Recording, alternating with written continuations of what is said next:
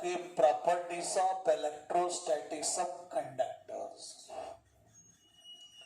First one is electric field inside the conductor is zero. X and Y are the two charger plates idave.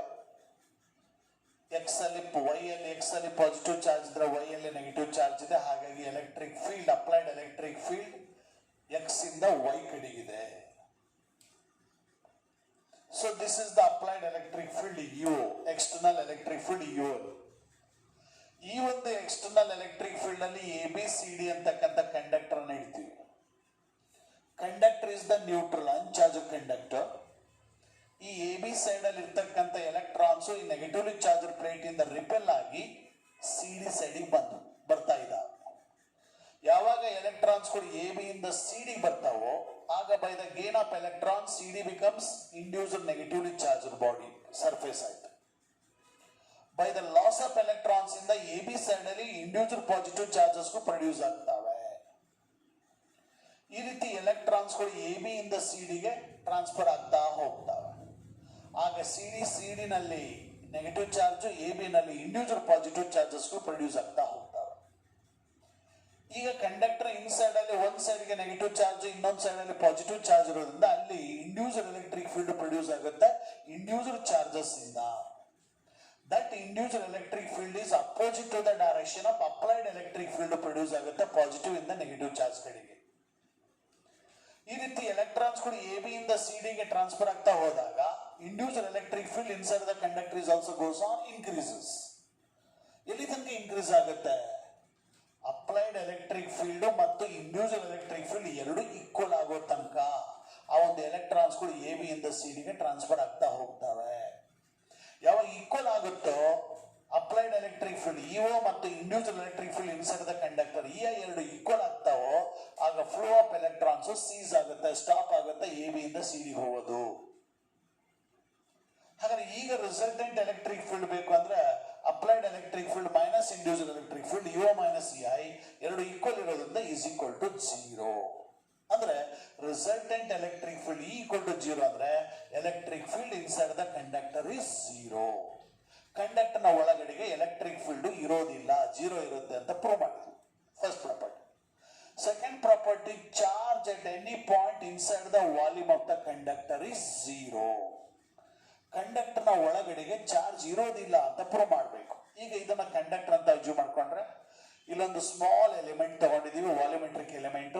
ಆ volumetric element ಅಲ್ಲಿ pass ಆಗಿರೋ electric flux ಬೇಕು. According to Gauss's law phi is equal to Q by epsilon naught.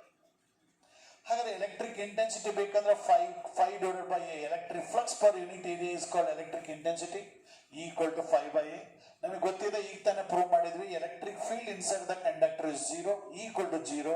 ಹಾಗಾದ್ರೆ 0 equal to phi by A ಅಂತಂದ್ರೆ phi is equal to 0. ಅಂದ್ರೆ inside the conductor electric flux is also equal to 0. ಈಗ ನಮಗೆ electric flux 0 ಅಂತ ಗೊತ್ತಾಯ್ತು. ಹಾಗಾದ್ರೆ phi ಇರೋ 0 substitute ಮಾಡಿದ್ರೆ 0 equal to Q by epsilon naught cross multiply ಮಾಡಿದ್ರೆ therefore Q is also equal to 0. ಅಂದ್ರೆ inside the conductor electric charge is also 0 ಅಂತ ಹೇಳಿ ಪ್ರೂವ್ ಮಾಡಿದ್ವಿ. Then third point, third property, electric field is always perpendicular to the surface of the conductor.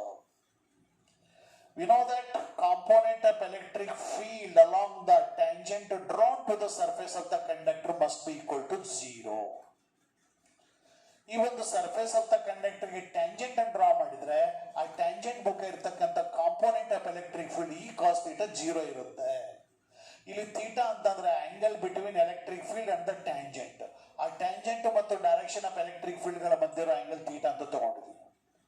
ಇಲ್ಲಿ ನಮಗೆ ಗೊತ್ತಿದೆ just outside ಅಲ್ಲಿ electric field never be a 0. Inside the conductor 0, but outside the conductor electric field never be a 0. ಹಾಗಾದ್ರೆ ಈ 0 ಆಗೋದಿಲ್ಲ ಅಂದ್ರೆ cos theta must be equal to 0. Cos theta 0 ಆಗ್ಲೇಬೇಕು. ಹಾಗಾದ್ರೆ ಕಾಸ್ ಥೀಟಾ ಈಕ್ವಲ್ ಟು 0 ಆಯ್ತು ಅಂದ್ರೆ theta equal to 90 degree. Theta equal to 90 ಅಂದ್ರೆ ಏನು?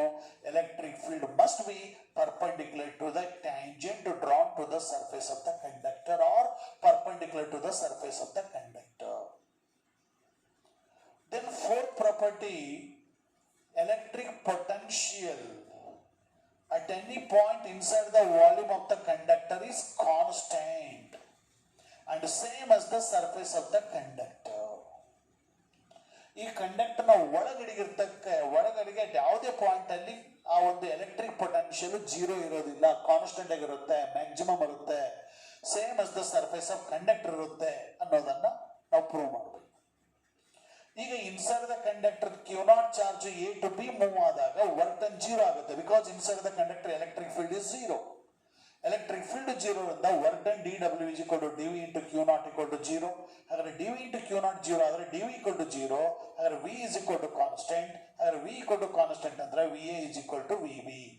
ಇನ್ಸೈಡ್ ದ ಕಂಡಕ್ಟರ್ ಎ ಮತ್ತು ಬಿ ಪಾಯಿಂಟ್ ಅಲ್ಲಿ ಇರೋ ಪೊಟೆನ್ಷಿಯಲ್ ಈಕ್ವಲ್ ಇರುತ್ತೆ ಅಂತ ಹೇಳ್ದಂಗಾಯ್ತು. ಅದೇ ರೀತಿ ಟ್ಯಾಂಜೆಂಟ್ ಅನ್ನ ಡ್ರಾ ಮಾಡ್ತೀವಿ ಆ ಒಂದು ಸರ್ಫೇಸ್ ಆಫ್ ದ ಕಂಡಕ್ಟರ್ ನಲ್ಲಿ. ಈಗ ತಾನೇ ಹೇಳಿದೆ ನಾವು component of electric field along the tangent drawn to the surface of the conductor must be equal to zero. Component of electric field ಆ ಒಂದು ಟ್ಯಾಂಜೆಂಟ್ ಅಲ್ಲಿ ಜೀರೋ ಇರುತ್ತೆ ಅಂತಂದ್ರೆ ಎಲೆಕ್ಟ್ರಿಕ್ ಫೀಲ್ಡ್ ಜೀರೋ ಆಯ್ತು. ಕಾಂಪೋನೆಂಟ್ ಆಫ್ ಆ ಒಂದು component of electric field zero ಇದೆ ಅಂದ್ರೆ work done must be equal to zero. D ಡಬ್ಲ್ಯೂ ಈಕ್ವಲ್ ಟು ಜೀರೋ. ಹಾಗಾದ್ರೆ ಡಿ ಡಬ್ಲ್ಯೂ ಈಕ್ವಲ್ ಟು ಜೀರೋ ಆದ್ರೆ d v into q naught equal to zero. ಅಂದ್ರೆ d v equal to zero ಅಥವಾ v equal to constant.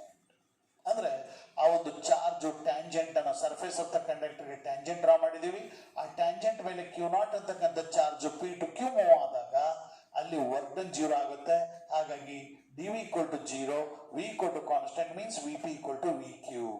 ಅಂದ್ರೆ v A is equal to v B equal to v P equal to v Q. ಅಂದ್ರೆ inside the conductor in any point inside the conductor potential ಎಷ್ಟಿರುತ್ತೋ ಆ ಒಂದು just outside the conductor ನಲ್ಲೂ ಸಹಿತ electric potential ಅಷ್ಟೇ ಇರುತ್ತೆ ಅನ್ನೋದನ್ನ prove ಮಾಡಿದಂಗೆ ಆಯ್ತು.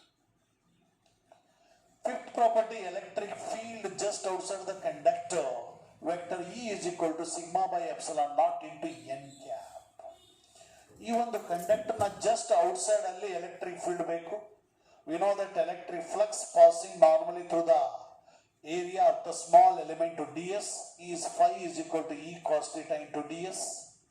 So ಇಲ್ಲಿನೂ ಸಹಿತ ಥೀಟಾ ಅಂದ್ರೆ angle between normal and the direction of electric field. ಆ ನಾರ್ಮಲ್ ಮೂಲಕನೇ ಎಲೆಕ್ಟ್ರಿಕ್ ಫೀಲ್ಡ್ ಇರೋದ್ರಿಂದ theta equal to zero, cos theta equal to 1. ಹಾಗಾಗಿ phi is equal to E into d s ಆಯ್ತು. ಹಾಗಾದ್ರೆ phi equal to E into d s ಆದ್ರೆ phi is equal to according to the Gauss law phi equal to q by epsilon ಅಂತ ಗೊತ್ತಿದೆ. ಹಾಗಾದ್ರೆ q by epsilon naught is equal to E into d s ಆಯ್ತು. ಇಲ್ಲಿ surface charge density sigma equal to q by A. ಹಾಗಾದ್ರೆ A ಅಂತ small elemental area d s ಅಂತ ತಗೊಂಡಿದ್ದೀವಿ. ಹಾಗಾಗಿ q by d s cross multiply ಮಾಡಿದ್ರೆ q is equal to sigma into d s. ಈಗ instead of q sigma into d s substitute ಮಾಡ್ತೀವಿ. Divided by epsilon naught is equal to E into d s ಆಯ್ತು. D s ಮತ್ತು d S cancel ಆಗುತ್ತೆ. ಹಾಗಾಗಿ E is equal to cross multiply ಮಾಡಿದ್ರೆ E equal to sigma by epsilon naught ಆಯ್ತು.